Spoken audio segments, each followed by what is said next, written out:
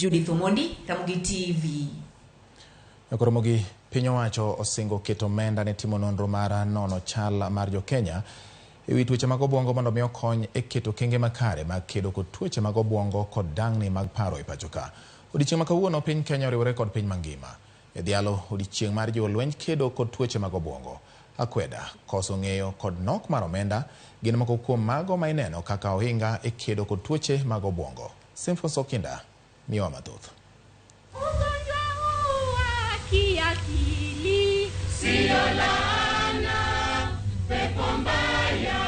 Lipot mar riwruok mar weche thieth e piny mangima mano World Health Organization yango ni ng'at achiel kuom ji ang'wen e pacho ka ni kod tuo mar obwongo. Lipot ma kata kamano jolony ma pacho ka wacho ni kwan ni nyalo idho malo kaluwore kod jotuo machopo e ute thieth gi ranyisi mag tuoche mag obwongo. Ka piny Kenya riwre kod pinje mamoko e dhialo odiochieng' tuoche mag obwongo, onyiedhore ni piny Kenya pok oketo omenda moromo e timo nonro ewi tuoche gi kendo yango chenro makare mag kedo gi tuoche mag obwongo. The first thing, which we still think is absolutely necessary, is to declare mental illness a national emergency of epidemic proportions.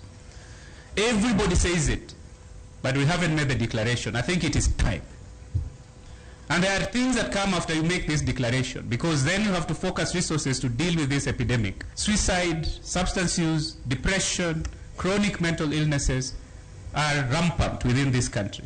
Jotuo mag tuoche mag obwongo yuak ni gikalo e midhiero mathoth e kinde ma tuo ni onyorogi. I have romanticized death. I've thought about it.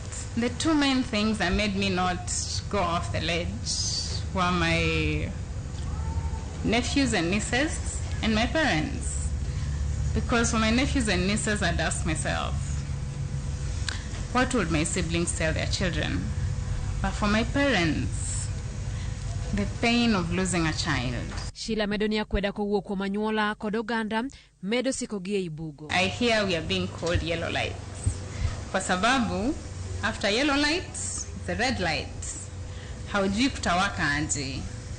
So we are called the yellow light by the people who have no idea what we are really struggling with.